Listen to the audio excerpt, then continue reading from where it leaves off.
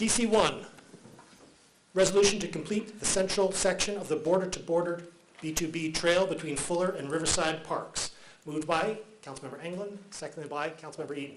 Discussion of DC1.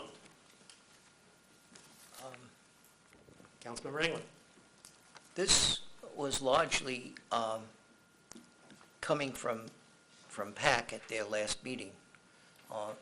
The members of the border-to-border trail appeared and talked to the PAC members about what they see as a priority that can potentially be met in the border-to-border trails.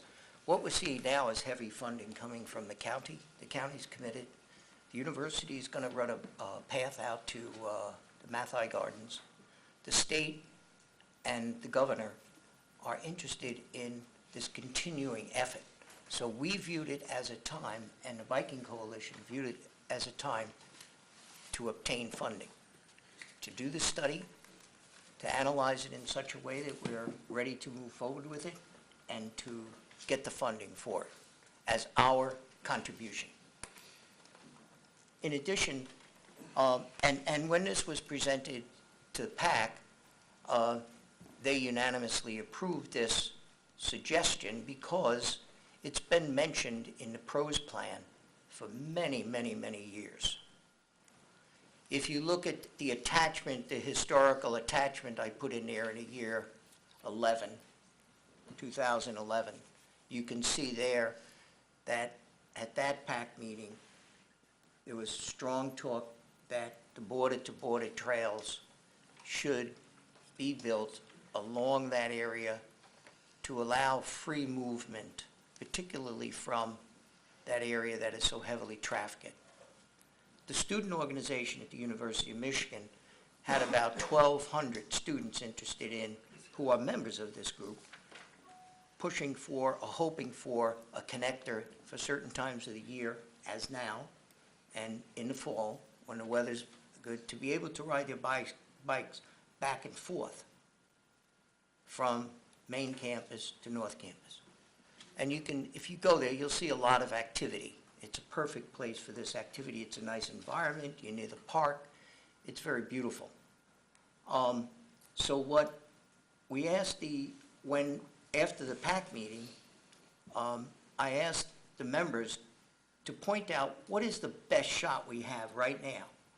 What would you build if you had the money? What would you build? What would you do? And they suggested this site. Now, as for studying, this has been going on forever. I mean, you have to be not in this community to not have heard of this, the border-to-border trail, to not be familiar with this location. Anyone who rides a bike, we get reports constantly of requests for, please fix this area because it's hazardous to ride on. We get it all the time. Parts of the road are broken up, etc. We all get these emails. So what this request is for, and I think it's kind of clear at the bottom, that we're asking for number 5 at the bottom, therefore resolved, that we had this discussion with the Parks Department, and we've worked well with them before. Skate Park is a very good example of that. University of Michigan, we've worked on things like that having to do with the Greenway. They're recognizing that there is a Greenway. They want us to move forward first before they do any commitments. And the city of Ann Arbor.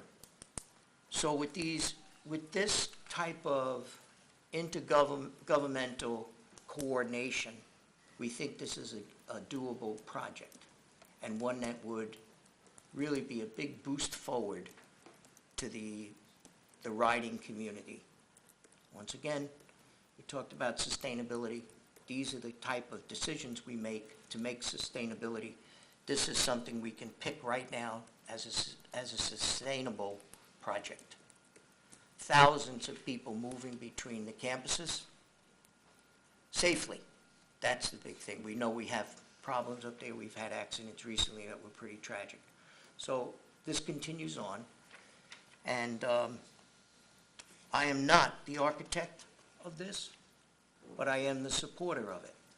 The The community people sitting there are the ones who have done the laborious work continually of finding out what needs to be done.